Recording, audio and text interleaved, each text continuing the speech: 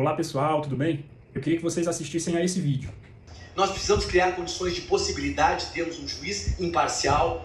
Muitas vezes isso causa uma certa estranheza, mas desde os anos 80 na Europa, a América Latina toda, ao longo dos anos 90 e 2000, se implementou o sistema doble juez, é dizer, dois juízes. Para quê? Para criar condições de possibilidade de ter um juiz imparcial. Isso causa algum estranhamento no Brasil, porque infelizmente nós normalizamos o anormal funcionamento das coisas. Não é o correto que nós temos. E um detalhe, o problema da contaminação do juiz nos remete a uma pergunta. O mundo do processo penal questiona que atributos psíquicos possuem os juízes brasileiros para terem uma blindagem cognitiva que nenhum outro tem.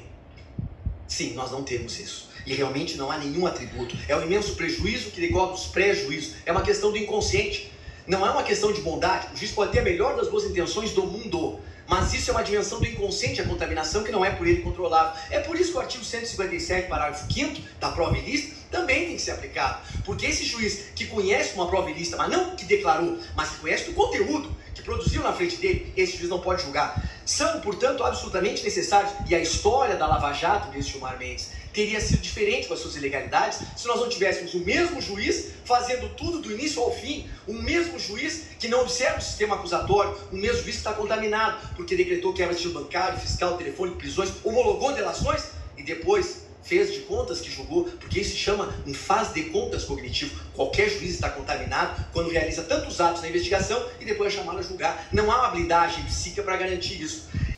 Bem, pessoal, esse vídeo trata-se da belíssima sustentação oral do Dr. Aury Lopes Júnior na tribuna do STF, no ano de 2023, em defesa da implementação e da constitucionalidade do juiz das garantias. E essa parte do vídeo que vocês assistiram trata-se do Dr. Aury Lopes Júnior trazendo à baila a chamada teoria da dissonância cognitiva, muito aclamada pelos juristas e doutrinadores Brasil afora, e que basicamente diz o seguinte: todo e qualquer indivíduo tem a necessidade de procurar coerência entre suas cognições. Logo, a dissonância ocorre quando existe uma incoerência entre as atitudes ou comportamentos que acredita serem certos e o que realmente é praticado. Agora, para ficar mais claro e trazendo isso para o processo penal, perceba, quanto maior o envolvimento do juiz na fase de investigação preliminar, e até mesmo pelo fato de ter que decidir pelo recebimento da denúncia, existe uma maior chance de contaminação desse juiz. Ao receber a denúncia ou a decretar uma medida cautelar, por exemplo, o juiz já está exteriorizando a sua convicção inicial de que o acusado é culpado dos fatos narrados pela acusação. Dessa forma, ao se deparar com a tese de defesa, cria-se uma relação antagônica à convicção inicial do magistrado, gerando assim a dissonância cognitiva e a busca pela confirmação da sua ideia inicial. Assim, o juiz passa a ocupar a posição de parte contrária diante do acusado, que nega os fatos, e isso impede que haja um julgamento justo, pautado na imparcialidade. Agora, diante disso, entendeu o STF que seria necessária a implementação do juiz das garantias no ordenamento jurídico. Seria necessário a atuação de dois juízes durante a persecução criminal.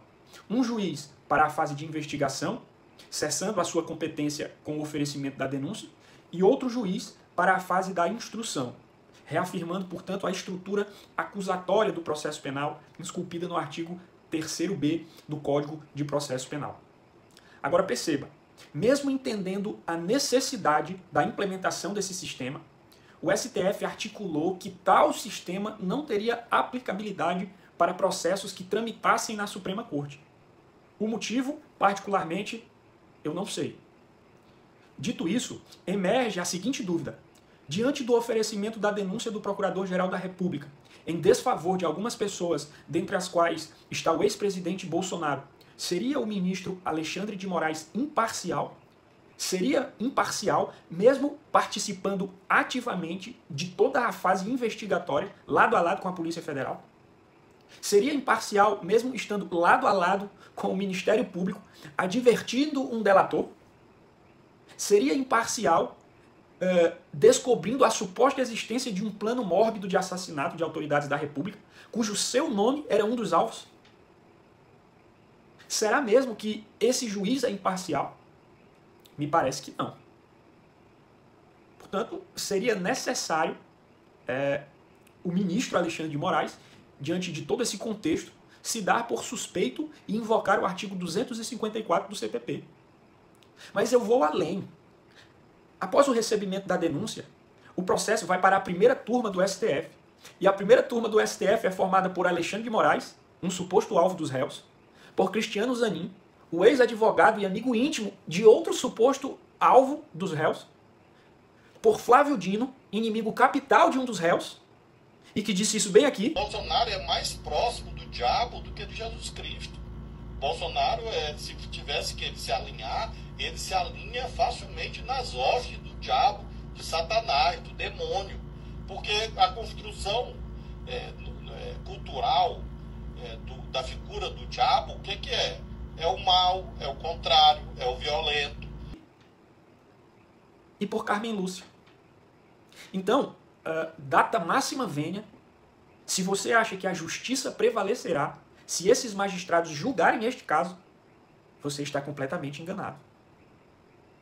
Não existirá justiça se esses juízes suspeitos julgarem este caso. Todos os juízes da primeira turma do Supremo Tribunal Federal são suspeitos. E se esse processo fosse para o plenário, dos 11 ministros, 8 ou 9, se não todos, não poderiam julgar esse caso. E aí entra a tese da incompetência do juiz natural.